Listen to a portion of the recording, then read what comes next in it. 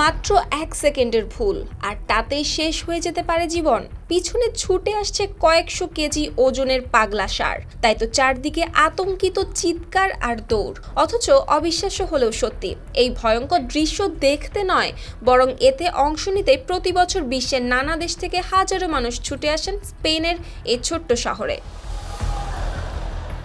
স্পেনের পাম্পলোনা শহরে শুরু হয়েছে ঐতিহ্যবাহী সান ফেরমিন উৎসবের সবচেয়ে আলোচিত আয়োজন এনসিয়েরো, অর্থাৎ ষাঁড়ের দৌড়।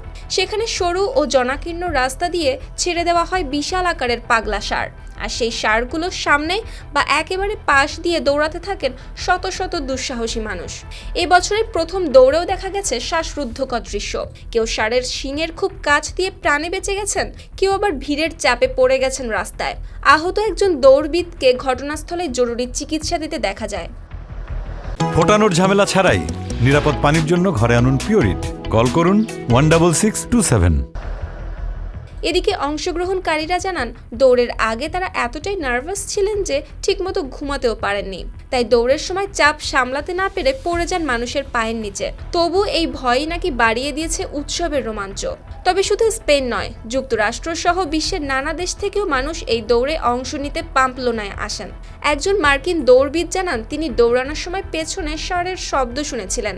শেষ মুহূর্তে কেউ তাকে পাশ থেকে টেনে নেয়, আর ঠিক তখনই একটি ষাঁড় ছুটে যায় তার পাশ দিয়ে। তার কাছে সেটি ছিল ভয়ঙ্কর কিন্তু একই সঙ্গে অবিশ্বাস্য অভিজ্ঞতা।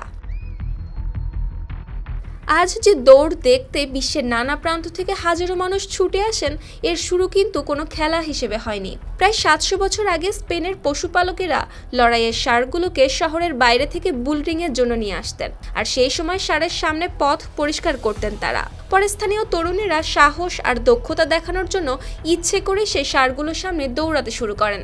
ধীরে ধীরে সেটিই পরিণত হয় ঐতিহ্যে। আর এখন সান ফেরমিন উৎসবের অংশ হিসেবে বিশ্বের অন্যতম ঝুঁকিপূর্ণ আর আলোচিত এই দৌড় দেখতে অংশ নিতে প্রতি বছর হাজারো মানুষ ভিড় করেন স্পেনের পাম্পলোনা শহরে। সুপ্তি রায়, RTV।